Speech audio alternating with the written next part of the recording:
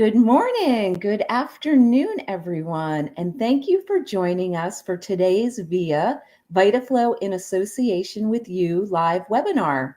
My name is Michelle Harrington. I am a registered dietitian on the Medical and Scientific Affairs team with VitaFlow North America. We are excited to bring you this educational activity and introduce our speaker. Today's topic is GMP and fee. Let's talk patient fee tolerance. Please note this program is being recorded.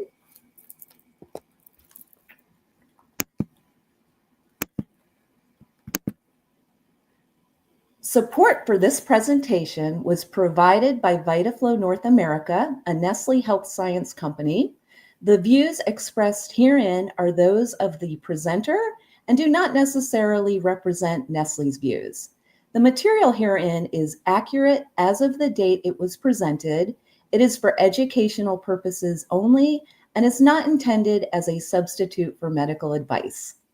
Please note that questions will be addressed following the presentation. However, you're welcome to submit text questions into the Q&A pane at any time during the program. You can access a PDF of the slides under the Document tab. This program is not eligible for CPE credit. A little bit about this webinar. So VitaFlow has done quite a few webinars on PKU and also on GMP. You can access the recordings of these webinars on our VIA site. So you'd go to www.vitaflowusa.com and then you'll see the VIA tab. And we've covered things like maternal PKU, PKU and aging. We did an adult panel, hot science in GMP. So there's plenty out there. So we approached our presenter and said, we want to do something a little different. We want to talk about real practice, take it to the streets, find out what's really going on. And our presenter was just as excited about this idea. So you're in for a real treat today. Today, we are going to cover which individuals are suitable candidates for consuming all GMP-based PKU medical foods versus those who may need to include amino acid-based products in their daily nutrition regimen. Also, recognize 2 life stages which may affect daily Phe levels in PKU, and then also describe 3 findings from a recent online PKU Sphere survey conducted among individuals with PKU and metabolic dietitians. So without further ado, I have the pleasure of introducing our speaker.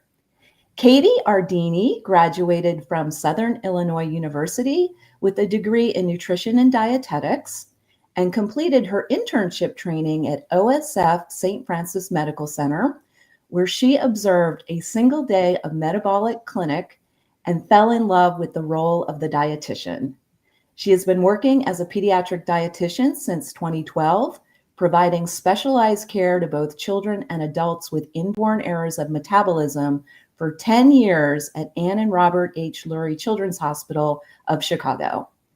In this role, Katie has supported a variety of clinical drug trials in the PKU and urea cycle disorder space, and is currently a member of the GMDI CERN Urea Cycle Disorder Working Group. She is passionate about partnering with families to support the needs of those living with PKU and is excited to share some of her experiences with us today. Thank you, Michelle. And thank you, VitaFlow, for having me speak on this topic. I do want to stress before we get started that the majority of what I'll be discussing is very much my own clinical experience. And I just want to let everyone in the audience know that we will be having a few polls throughout the presentation, so keep an eye out for those because they will come up a couple seconds or a couple slides before we actually discuss the results. So please share with us your answers and we can talk about that live. So first, I just want to touch on the evidence a little bit, as I know as dietitians, we love our evidence base. So to just quickly review, many of you probably already know, but glycomacropeptide or GMP is typically found in one of two forms. Pure GMP is that intact whey protein that's low in essential amino acids, including phenylalanine or Phe.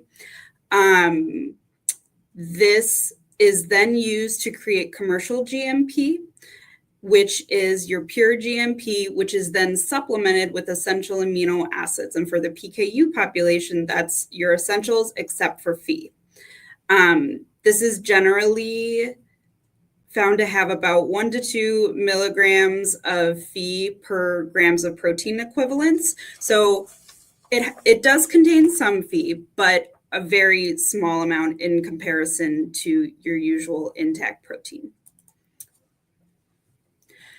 So again, just to kind of quickly review what the research has shown, because there is quite a variety of research on the topic of GMP. I did, before we talk about this, want to just quickly note that much of the research on GMP is based on in vitro or animal study models. They have not always or not necessarily replicated this in controlled human trials. And even in controlled human trials, there remains a very limited available body of literature in young children. But we'll highlight a couple different topics that have been looked at. So first, we will talk a little bit about protein utilization. So the idea behind this is that the structure of GMP is closer to whole protein than amino acid medical foods. And this may be utilized more efficiently than free amino acids and could contribute to decreased variability in Phe levels. Next, the GI health aspect is that GMP has probiotic properties that have been shown in a mouse model to improve the microbiome and reduce markers of inflammation.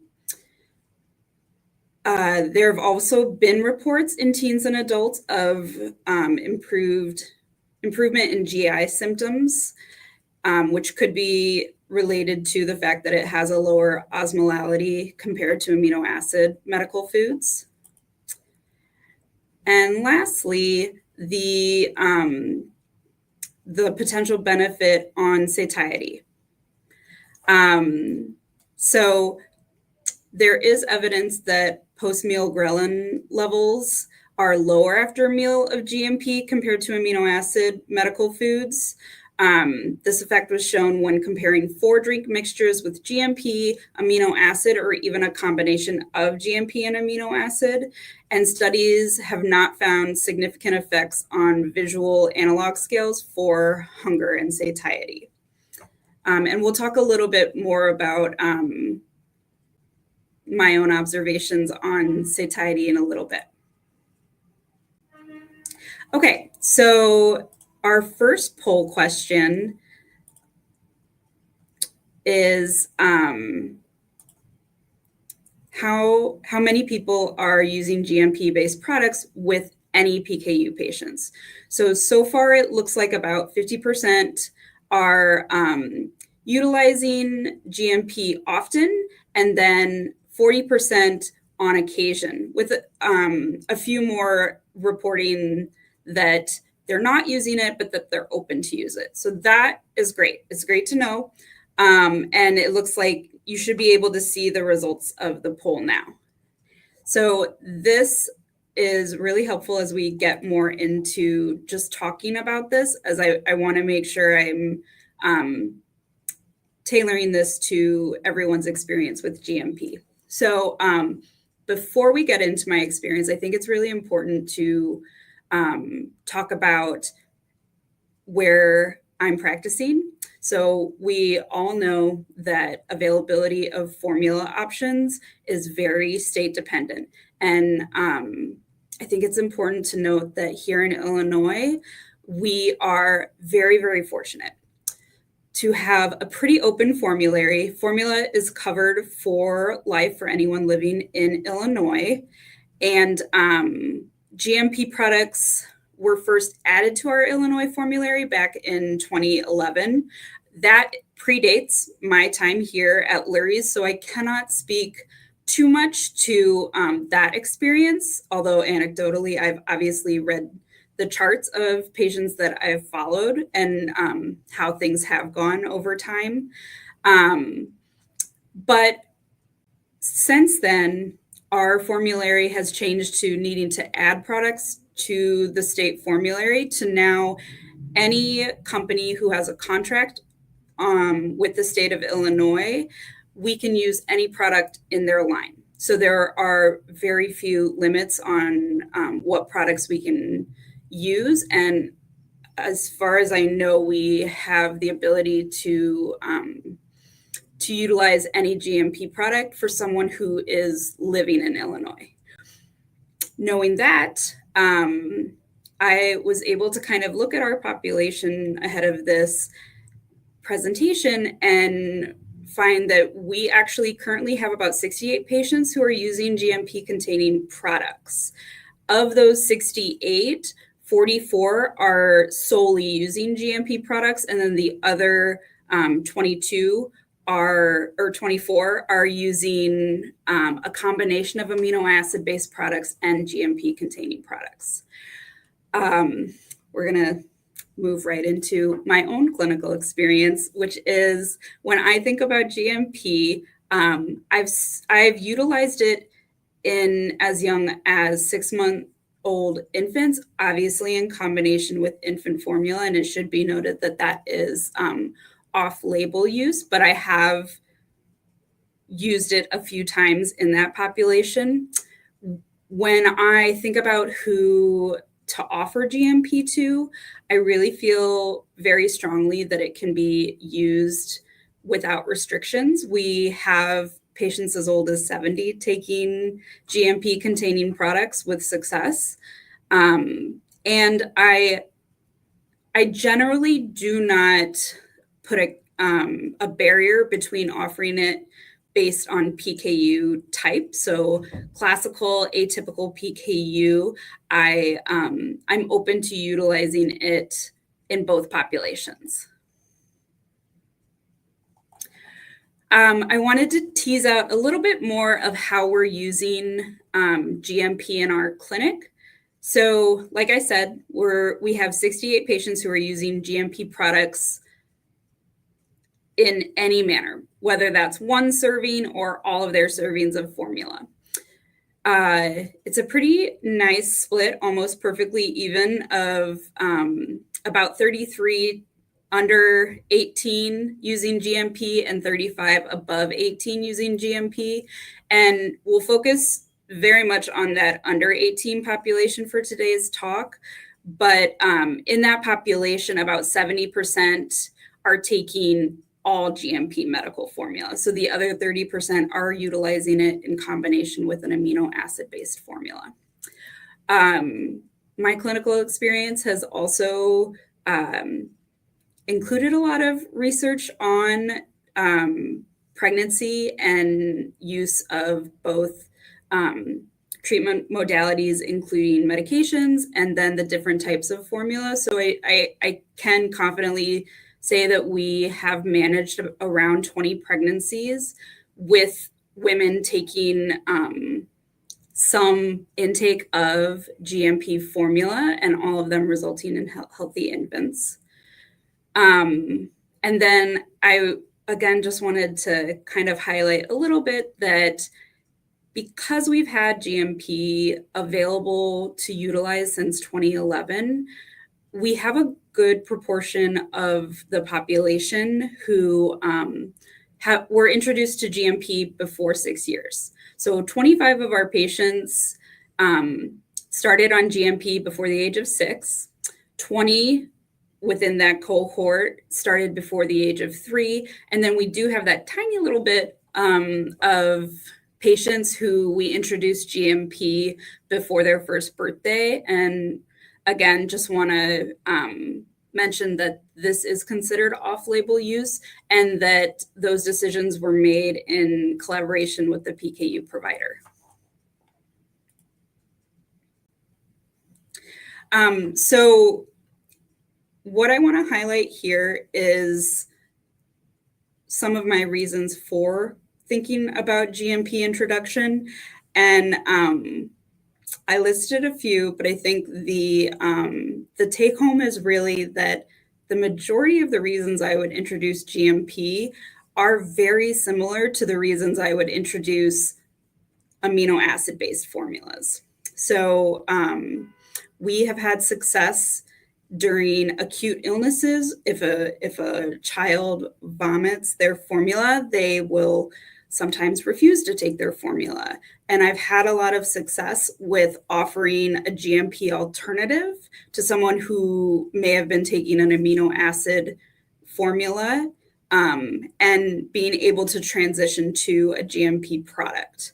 Whether that's just because of the very difference in taste or the fact that they would have benefited from a GMP formula change anyway, who's to say? But I have had that experience.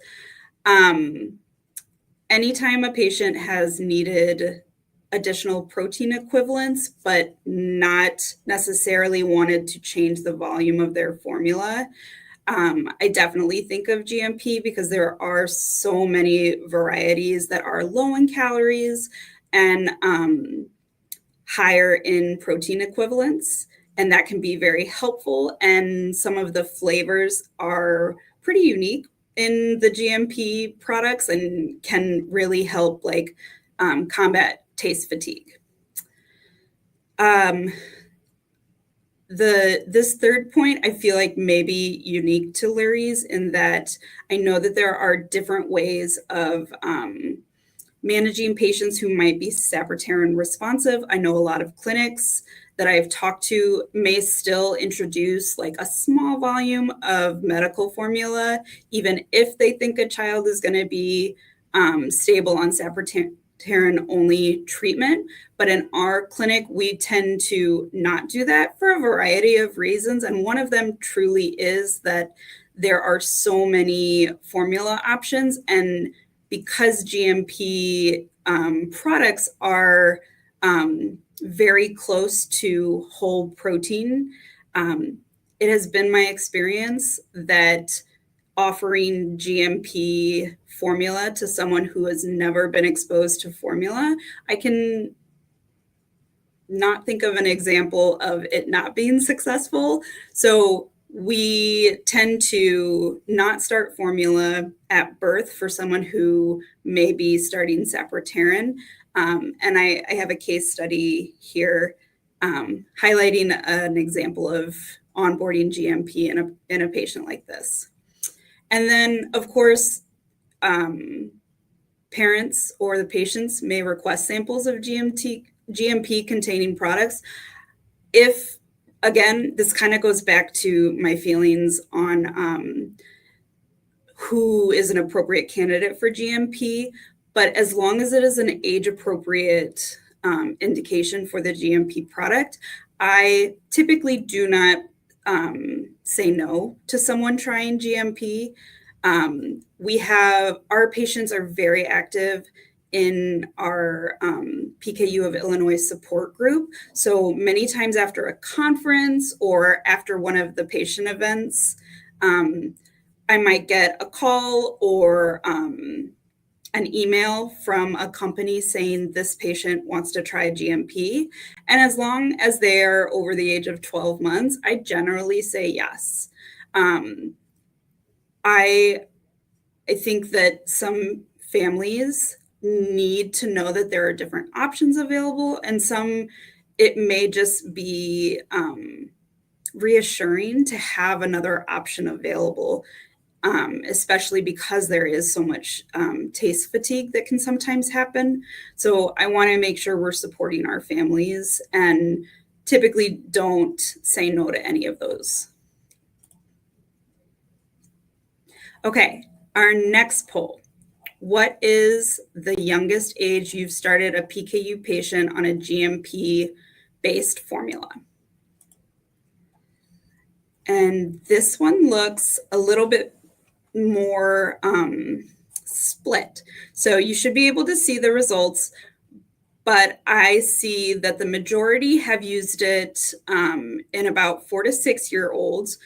We have about a quarter who have used it in the 1 to 3 year old range, almost 10% in the 14 to 16 year range, and then a little under 20% who have used it in others. Very interesting. Okay. So I have definitely utilized it in all of these age ranges, but I do have to say that the 7 to 10 and the 11 to 13 year olds can sometimes be a little tricky in terms of switching them, as I feel like that is where formula loyalty can really show its head. And we'll talk a little bit about that. Here, I just wanted to mention my experience with satiety and tolerance of GMP. Overall, I haven't seen a lot of intolerance with GMP. The biggest one to keep in mind is that it is a milk-based product. So anyone who may have a cow's milk protein allergy or sensitivity to that,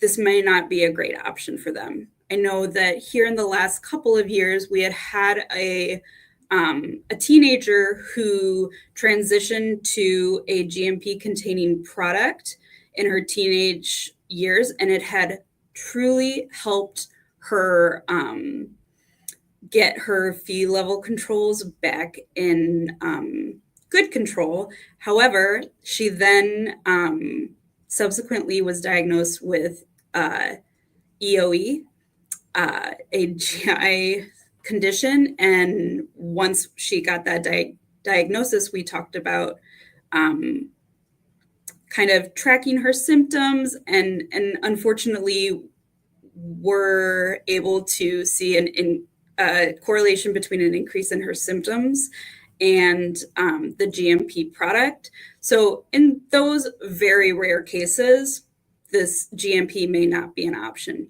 But in general, we see GMP is well tolerated and may aid in appetite regulation. I think something that is very interesting is it can be very different than the amino acid-based formula in terms of satiety.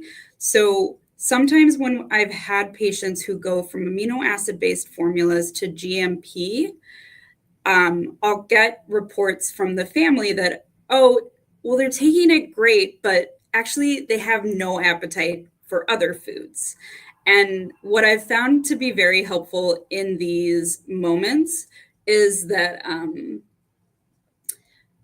they typically, in those times, what I've seen is that they may have been taking the amino acid formula with a meal or before a meal.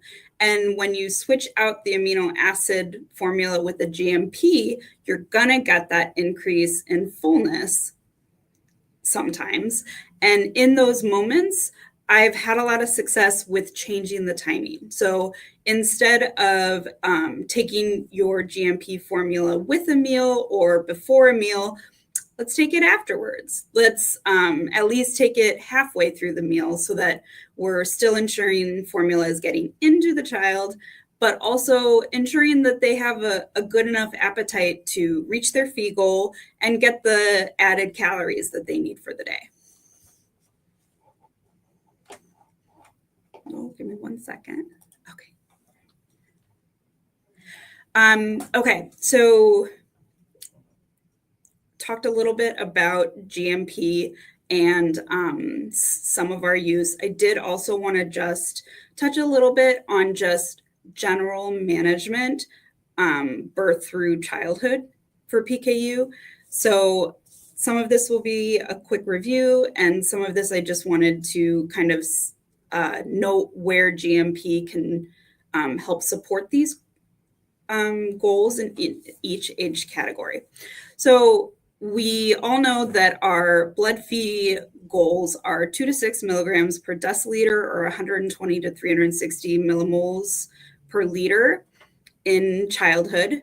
Any prolonged Phe level elevations during this time can have detrimental effects on brain development, and dietary management with a Phe restricted or protein restricted diet and amino acid based formula has been the quote traditional approach because that was what was available for a long time.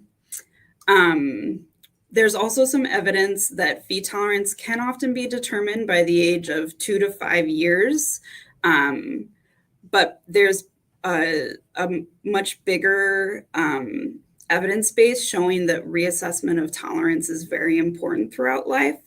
And I think the utilization of the simplified diet almost reinforces that because we know that there will always be an ever-changing amount of those free foods that do contain a small amount of protein. And while we make the simplified diet simple for families, it is still on the dietitian to have a sense of how much protein is being contributed to the diet so that we can make sure that we're supporting accurate tolerance. And then while it has been shown that tolerance can be determined around the age of 2 to 5, there are so many reasons why it can still be difficult, just because of environmental and physical things that are going on with the child. So our clinic guidelines for infants includes monthly follow-ups until their first birthday. That's in clinic, either in person or on occasion telemedicine if they're very stable. We're also checking blood Phe levels weekly, and that allows for a weekly discussion with the dietitian for ongoing education, check-ins, and overall like relationship building, which I feel like is so important in this diagnosis. As I mentioned, we use the simplified diet and aim to introduce solids around 4 to 6 months based on developmental stages. There are multiple ways to introduce solids, and I work with an amazing group of 6 dietitians and have even recently discussed this, and we all do it a little bit differently in terms of whether you introduce the free foods first or introduce counting first, and when you do vice versa.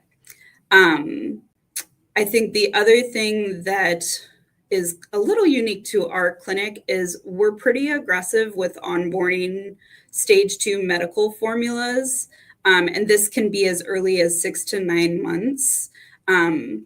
Because we really want to support those protein goals that CERN and GMDI have put together in the PKU guidelines.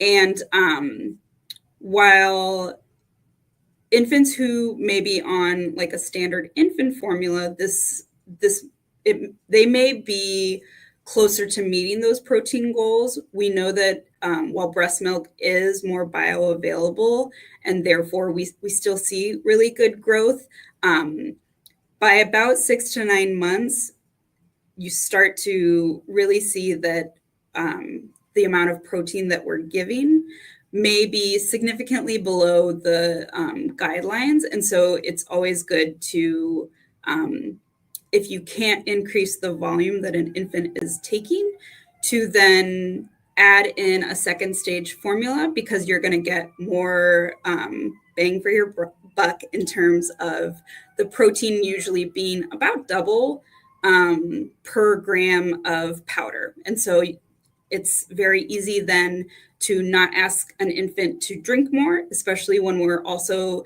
asking them to play with their food and introduce solids. We like to try to keep it a little bit easier on the family. And so introducing that second stage formula can often be very helpful. And that is the reason why if you think back to our infants who have been introduced to GMP before 12 months of age, it's closely correlated with this this habit that we tend to do in our clinic. In our clinic, our goal is for infants to be transitioned to stage 2 formula mixtures by about 12 months of age, with the goal of also increasing table food variety. So some of the common causes of elevated Phe in infants are pretty standard, and for many of them, it's not exclusive to infants. So illness, changes in appetite, or growth periods can often cause elevations in infants' levels. I think some we may not always think about are things like teething, and not just always the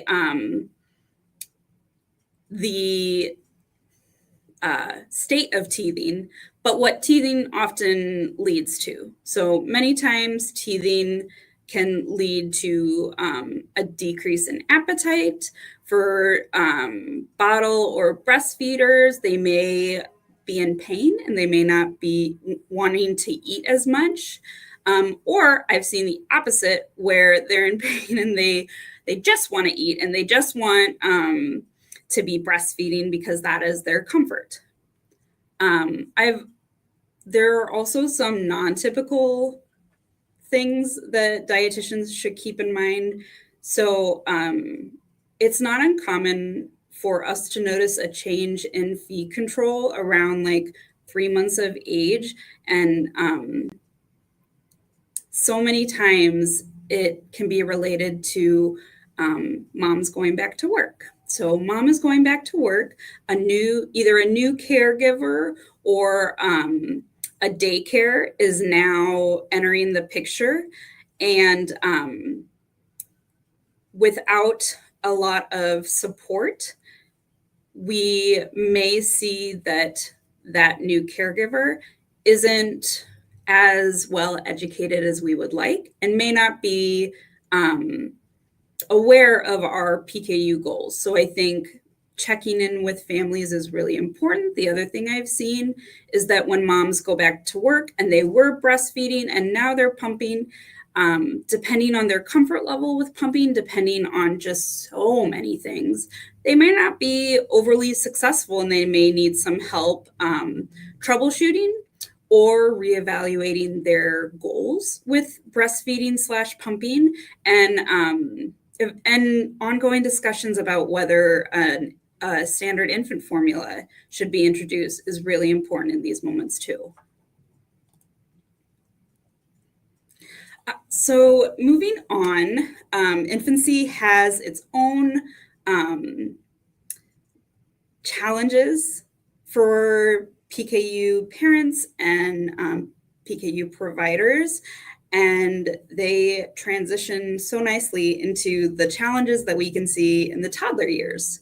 So for those of you who may not be blessed to have raised a toddler yet, the fun part about toddlers is that they crave independence, but can't actually be independent. So there are a lot of dynamic shifts in the toddler years. And it is our job as PKU dietitians to support the family in any way that we can. This can be done in many different ways, starting with like encouraging discussions about PKU in the home.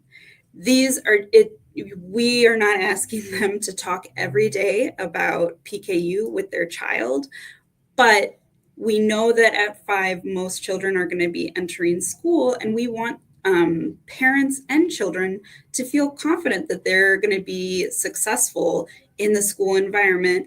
And to do that, many times we need the child to be very aware of their surroundings and practice good, safe PKU habits. Along with the school discussion, um, many parents many parents want to revisit formula when it comes to school. And this is very understandable. School can be a very interesting time.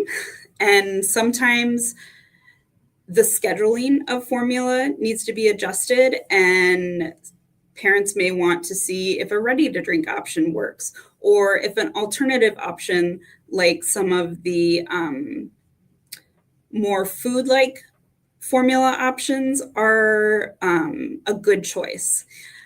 I will say that often my experience has been that children may prefer to just keep their formula unchanged, and that is perfectly fine.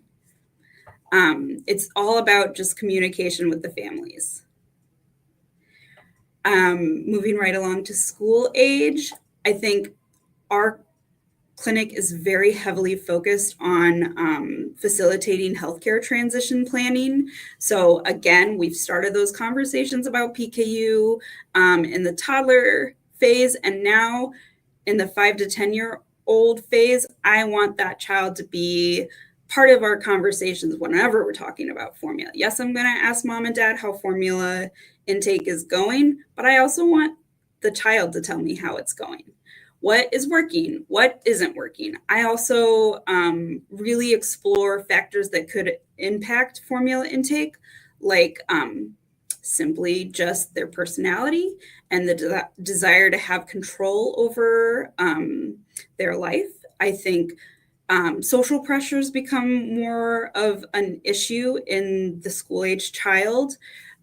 Taste fatigue can often occur.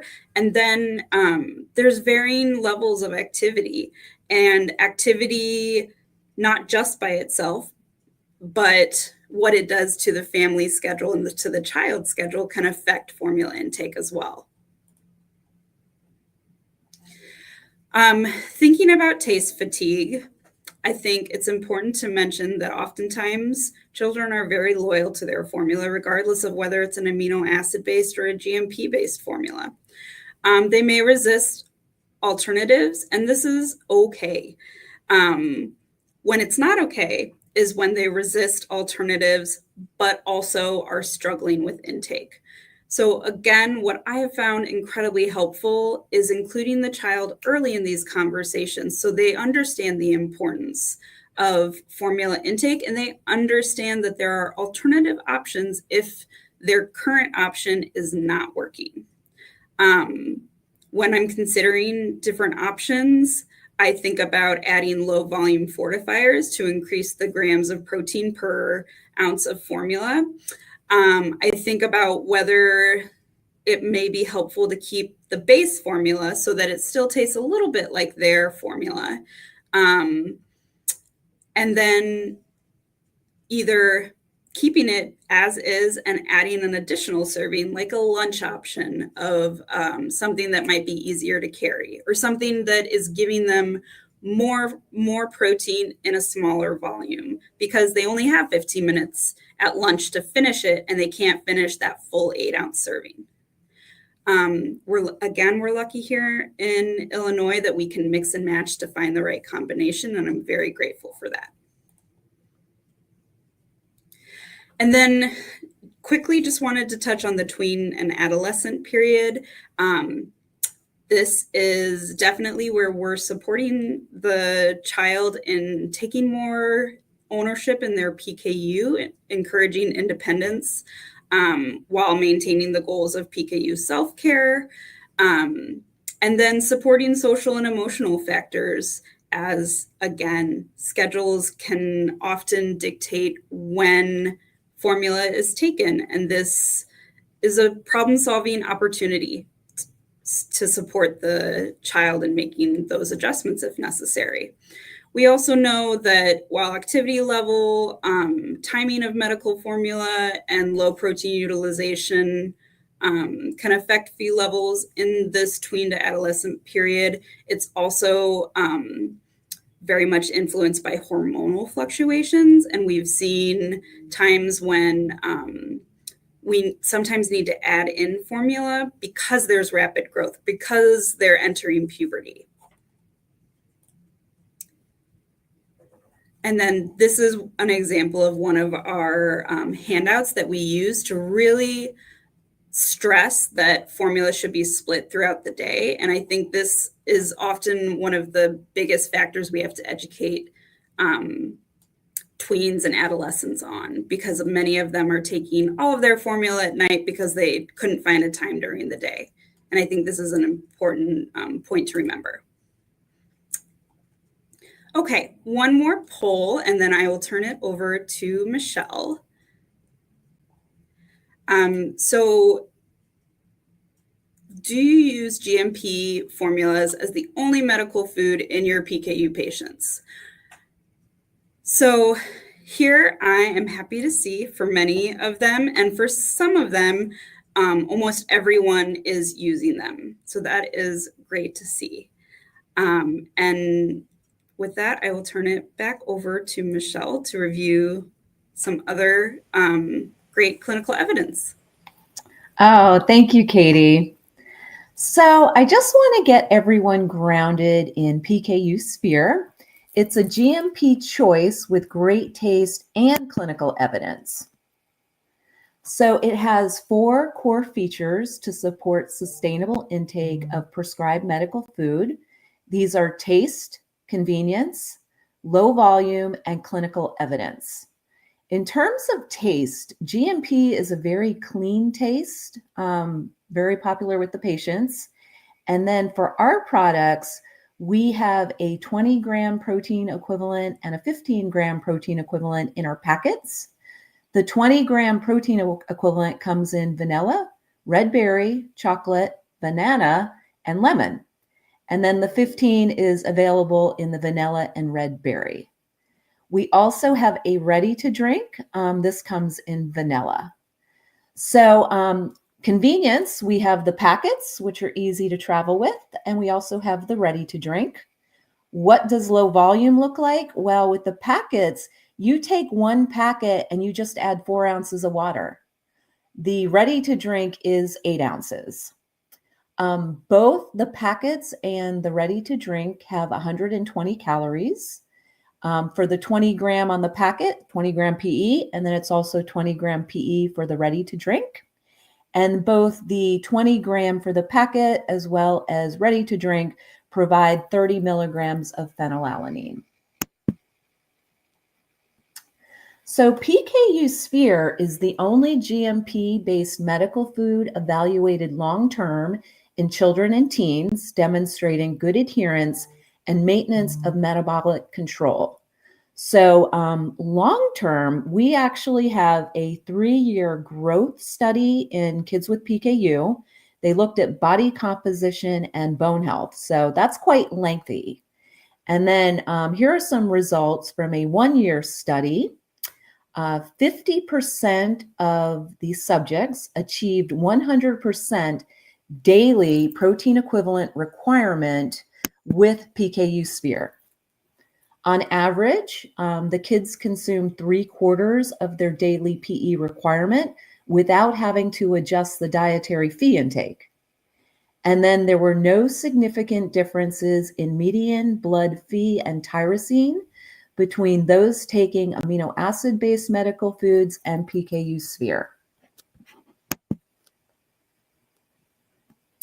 So in 2022, we did a PKU Sphere market research survey in the US and Canada. This was an online survey conducted to collect information from adults with PKU and also adult caregivers of teenagers with PKU, ages 13 to 17. They had to be taking PKU Sphere. And then we had a separate survey for the dietitians, the metabolic dietitians. For the individuals with PKU, they had to be taking Sphere daily for at least 1 month before the beginning of the study. So they could actually be on other products, but they absolutely had to be on the Sphere for 1 month. The metabolic dietitians had to be in practice in this role for at least 2 years, and they had to be regularly managing PKU patients at or above 13 years of age, consuming PKU Sphere. So, what we were striving to do was understand the impact of PKU Sphere on adherence to medical food intake from both the individual with PKU and the metabolic dietitian's perspective. Looking at our results, so this is for the patients, we had 27 responses. 85% of the individuals with PKU preferred the taste of Sphere over other PKU formulas. And this is compared to formulas they've tried in the past or were currently on. We did not differentiate GMP versus amino acid based for their questions. We just weren't sure there was understanding by everyone about the difference. And here's a nice little quote. Since I started using PKU Sphere, I actually enjoy drinking my formula. Compared to other PKU formulas, PKU Sphere was preferred for volume. This was by 78% of the individuals with PKU. For aftertaste, 74% preferred it. And then convenience, 70% preferred it for convenience. Almost 90%, 89% said taste and volume supported their recommended intake. Love these numbers. So then looking at the dietitians, we did separate amino acid based versus GMP. And compared to other GMP-based PKU formulas, PKU Sphere offers an advantage for, and this is their perception, taste, palatability, almost 60% said that. 71% said amount of PE per packet serving. And then 82% said it offers an advantage for volume. 2 out of 3 of the dietitians, and there were 17 responses, so this is 11, reported switching to PKU Sphere from other GMP-based products improved their PKU patients' intake of the prescribed formula. And then here is a quote. The benefits of GMP-based medical foods are better taste, better smell, and improved adherence to taking medical formula. This information, we were really excited to present it at the recent GMDI meeting. If you'd like to hear more, the abstract was published in Molecular Genetics and Metabolism. And of course, we're always here for questions. At this time, I'd like to hand it back to Katie for some case studies. Thank you, Michelle. So I want to go through just 2 examples of how I've utilized GMP in my clinical experience. So the first case is a 3-year-old female with PKU. You can, for any who are familiar with mutations, we look at these and consider her pretty classical. She has an older sibling who also has PKU. So I had a little bit of a relationship with the parents at the time of her birth. And I think one thing that stood out during the course of her infancy was that she struggled to take her full volume. It was definitely a struggle for mom, as her sibling did great and always took his volume and was never an issue. And I think something that was notable from my perspective is that even though she struggled with taking her full volume, overall, her blood Phe control was excellent. And I think that's probably one of the reasons we kind of just like chugged along until around 19 months of age when things kind of came to a head. So around that time, we had only been asking her to do 20 ounces a day. She was still struggling to do that. Sometimes she would do 11 ounces. Sometimes she would do 17 ounces. And so knowing that, we introduced a low calorie amino acid based protein option to her kind of like second stage formula to try to bring down the volume but not impact the taste too much. That was unsuccessful. Eventually, we changed the actual second stage amino acid based formula to PKU Trio with that fee free protein option. And while the PKU Trio was successful, we still weren't quite getting in all of our formula. We would make small changes, and then things would get better for a period of time, and then we'd be right at the same place we were. But around 32 months, I ended up offering them a GMP containing low calorie option to mix with the PKU Trio, and that seemed to work.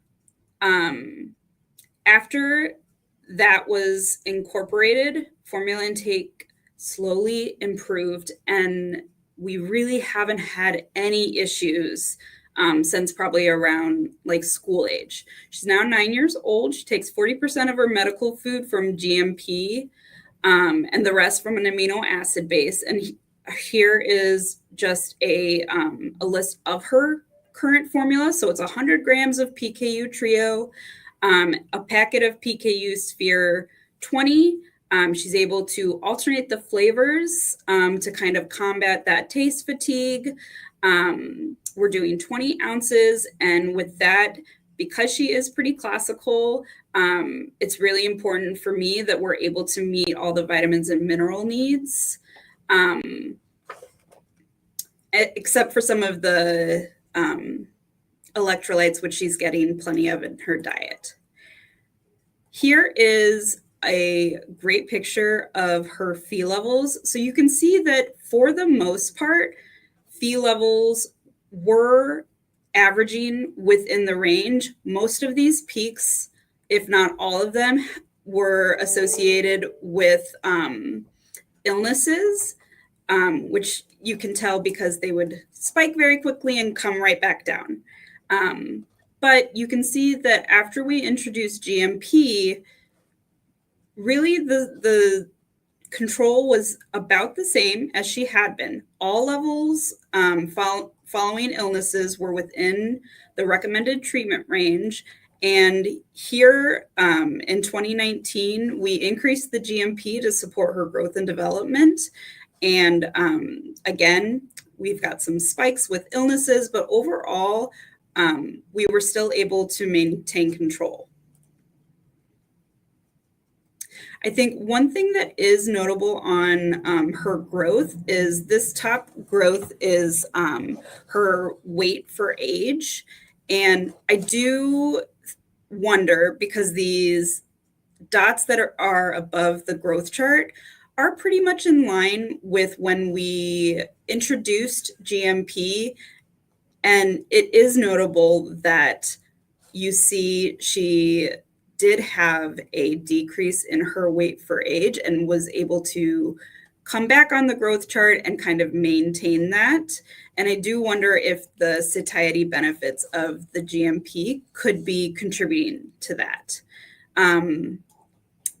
Our second case study I want to just briefly touch on is an example of a sapropterin only child. So this is a 3.5-year-old female with mild PKU. Again, she was born into a family who had another older child with PKU who was stable on sapropterin only, and we had really good like documentation of protein tolerance. So I knew that the older sibling at the time of this one's birth had tolerated up to 50 grams of protein, didn't need medical formula, had great feed control. So for this child, she was started on sapropterin around 4 months of age when her levels started rising based on her siblings' known sapropterin response. Levels remained under 6 milligrams per deciliter until she was about 3.5 years of age. And then they started to spike, which was very different from her older sibling. But nonetheless, we wanted to start formula. I think, again, this was one of those situations where in the moment I was very concerned, but after my instinct was to send GMP products because she had never been exposed to formula in the past. And she was very quickly able to identify PKU Sphere as a really good option. And we started with introducing 10 grams of protein equivalents when she was 3.5 years of age. And today she is up to 20 grams of protein equivalents. We're less concerned with meeting vitamin and mineral needs, given that she's able to meet about 70% of her daily goal from intact. And then here I just wanted to show some of the labs that made us start. So you can see that here, after we saw 2 levels above 6, we did start formula. It did take a minute to get some samples to her, but overall, she really responded great to the GMP, and we saw her levels come all the way down. The second picture is just showing her control since that time. And you can see that we did increase GMP based on growth and development, but overall her Phe levels have been well controlled. And then here, just notable that her growth has not been put off course with the introduction of GMP. And you can see here that her food frequency assessment shows that she really does tolerate a good bit of protein, but 50 is probably the limit of her tolerance. And considering that's not enough for like an adult woman, she will probably continue to need some formula support as she gets older. And with that, these are our references, and I want to open it up to questions if anyone has any. Thank you so much, Katie. That was really awesome. We are getting some very interesting questions. So I'm going to go ahead with our first. Fabulous. Have you found that GMP formulas are useful for people on pegvaliase that cannot eat enough protein from food? Out of your total pegvaliase population, how many need and want formula? Okay, so I am going to make my own assumptions about this question, and this is purely based on my clinical experience. So if we are talking about patients who are starting pegvaliase and kind of come to you with that like very classical struggling PKU adult diet, where we know that pegvaliase can take up to 1.5 years, if not more, before you see efficacy. I have had really good success with offering GMP containing formulas in those scenarios. If you are talking about post-efficacy patients who can't meet their protein allowance, no, we have not utilized GMP with that. Our experience has been that in those moments, it is truly intact protein that they need to get their levels out of basically zero. And GMP does not contain enough phenylalanine to do that. So we have actually utilize like true protein shakes, like your Fairlife protein shakes to get that versus formula. Formula we've saved for the pre-efficacy, and I have had some really good success onboarding GMP in someone who we've counseled that we'd like their nutrition to be in a better place while we're waiting for efficacy, but I have not used it in post-efficacy. Oh, that was so fascinating. My wheels are turning. Okay, Rachel would like to know, what are your main reasons for introducing GMP before the age of 12 months? So it is, again, it is the same reasons I would introduce a second stage infant formula or a second stage PKU formula. So regardless of whether we're utilizing GMP or an amino acid based product, I 9 times out of 10 will introduce a second stage product before the age of 12 months. So the decision as to whether it's GMP versus amino acid based is very much a collaboration with the family as to whether they want to trial a GMP product, whether that trial goes well, or whether we stick with an amino acid based product. So it's truly just whichever product is going to be the next step is what I'm introducing. Good. Okay, Katie, what is your experience and thoughts for kids who only tolerate 4 to 5 grams of intact protein from food and using GMP? So it is one thing I realize I didn't specifically put in my slides, but I typically am more on the I don't take it out of their fee allowance. I've seen it both ways. I have seen its impact their levels, but I've also seen an incredibly classical patient who we had to utilize GMP with just to get her able to take the amount of protein that she needed in a day. And it was probably providing like an extra 150 milligrams of Phe because of how much we had to use. And we still weren't seeing good Phe control. And when we pulled that and changed it to an amino acid based product, her control did not change. So in my mind, there are certain situations where it's not the extra Phe from GMP that is causing Phe elevations. In that case, it was her foods. It's still her foods. We removed the GMP Phe, but she was still overeating her protein tolerance, so that didn't solve the problem. And in most cases, even with a 4 to 5 gram protein tolerance, in the world of simplified diet, I tend to feel that it is very similar to a simplified food where now the research is showing like if it's under 20 milligrams of Phe per serving, it's technically considered a free food.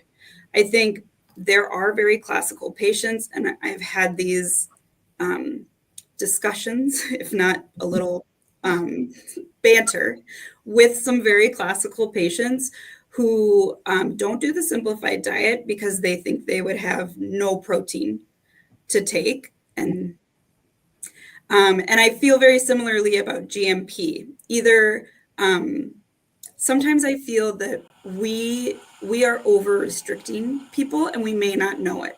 So I think it's a really good idea to try GMP for someone, even if you feel like their tolerance is only 4 to 5 grams, because you would be surprised how many times that actually it looks like they only tolerate 4 to 5 grams because they can't get all of their formula in.